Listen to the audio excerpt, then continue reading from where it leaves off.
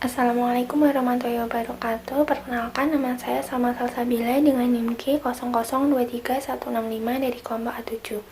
Di sini saya ingin menjelaskan materi tentang sistem saraf, arteri, dan vena. Yang pertama, kita masuk dulu ke sistem saraf. Nah, di sini bisa dilihat ada struktur dari neuron. Yang pertama ada dendrit, dia yang berupa kayak serabut-serabut. Dia itu fungsinya menerima sinyal-sinyal dari neuron atau sensor-sensor dari tubuh. Jadi dia itu menerima informasi eksternal. Terus ada nukleus inti saraf. Dia fungsinya untuk pusat komando yang menyimpan berbagai materi genetik dan mengontrol pertumbuhan serta reproduksi sel baru. Selanjutnya ada soma atau biasa yang disebut dengan badan sel. Nah, dia fungsinya membawa informasi genetik, memelihara struktur neuron, dan menyediakan energi untuk mendorong aktivitas. Terus, selanjutnya ada akson. Akson ini fungsinya untuk menghantarkan impuls. Nah, di akson ini ada suatu sel sama milen, selubung milen. Nah, selubung milen ini fungsinya meningkatkan transisi sinyal listrik dengan mengurangi kebocoran arus listrik.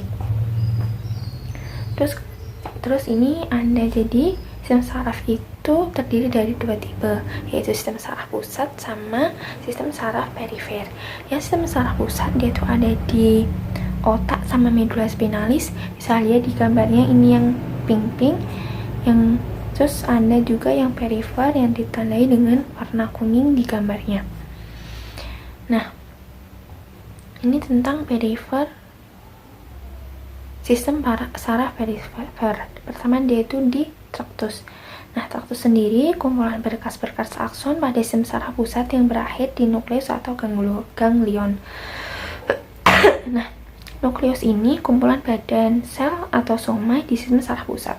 Sementara ganglion adalah kumpulan badan sel atau soma pada sistem saraf perifer. Terus di sini ada nervus, yaitu kumpulan berkas-berkas akson di sistem saraf perifer yang bisa berakhir di ganglion atau di organ perifer atau menjulur bebas.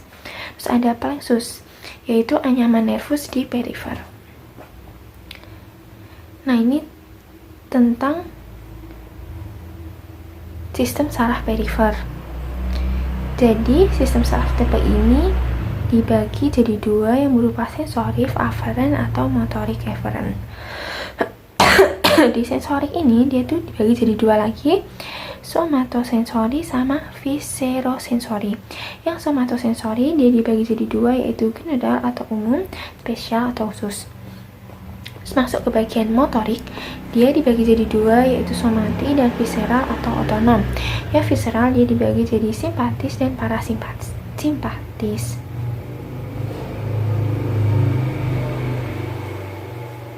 Mungkin tadi udah jelasin ya, sistem saraf dia dibagi jadi dua, pusat sama perifer.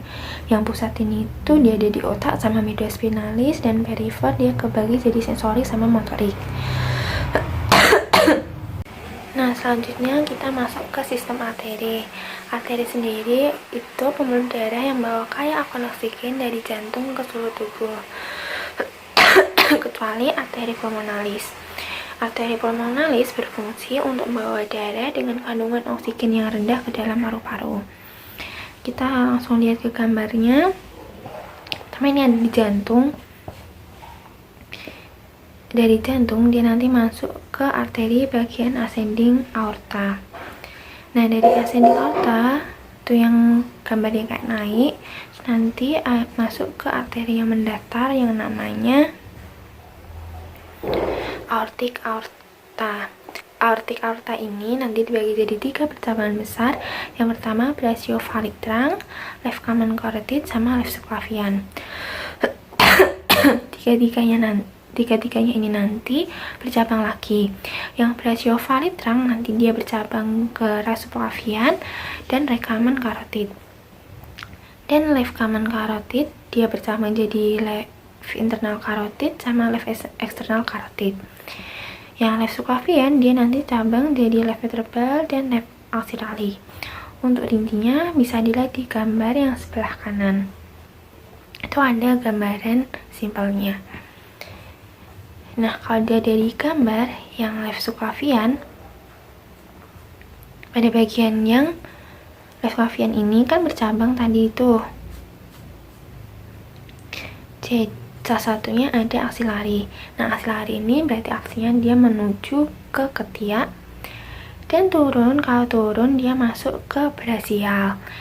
Dia nanti berpengaruh pada ekstremitas atas. Brachial itu berarti dia di lengan.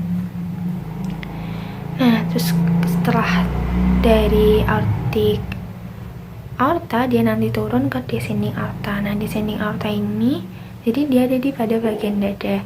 Kalau turun dia bisa ke kamen hepatik, yang artinya dia ke hati, atau splenic ke limpa, ada juga ke renal itu ginjal.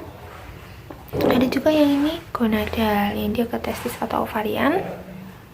Nah, terus masuk ke bagian abdominal aorta. Dia itu berarti aorta yang berada di sekitar perut.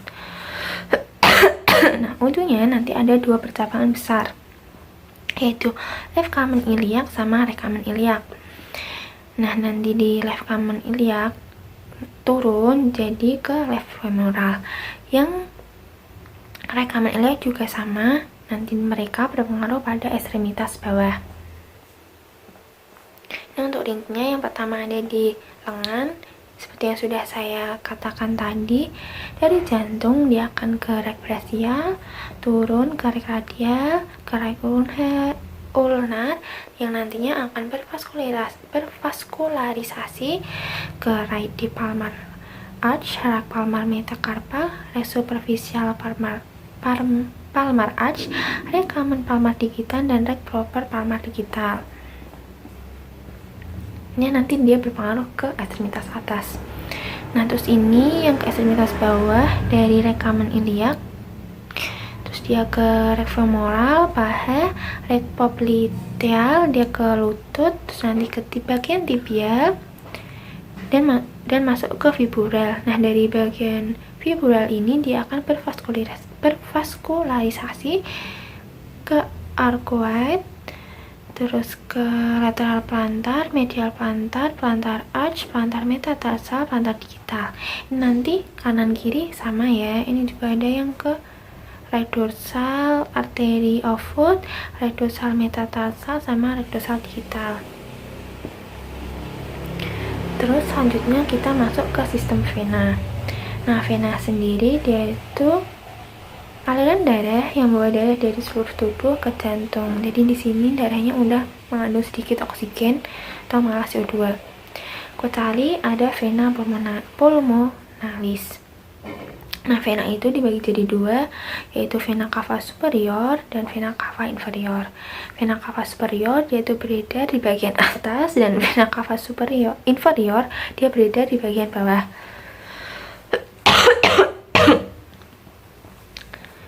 Di sini ada pembuluh vena yang namanya vena azygos. Dia itu menghubungkan vena cava inferior dan vena cava superior. Kita mulai dulu dari vena cava superior. Vena cava superior nanti dia dibagi jadi dua, ada dua percabangan maksudnya, yaitu right brachiophallic sama left brachiophallic. Bisa dilihat ya yang di gambarnya itu.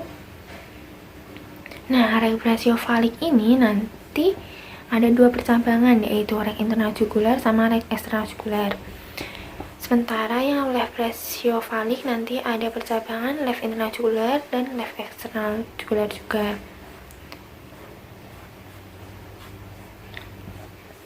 Terus masuk ke vena cava inferior atau yang di bagian bawah. Yang inferior ini nanti dia turun-turun ke bagian perut ya. Terus contohnya ada ke rak renal, dia ke ginjal, ada juga ke lumbar, ada juga yang ke gonadal. Ini ada yang bagian kanan kiri sama. Terus nanti di ujung dia bercabang jadi dua, yaitu left common iliac sama right common iliac. Sama kayak yang di arteri tadi, yang di vena nanti kalau F common iliacnya turun, dia nanti ujungnya ada di bagian femoral atau berpengaruh pada ekstremitas bawah. Nah, ini dapat dilihat dari gambarnya.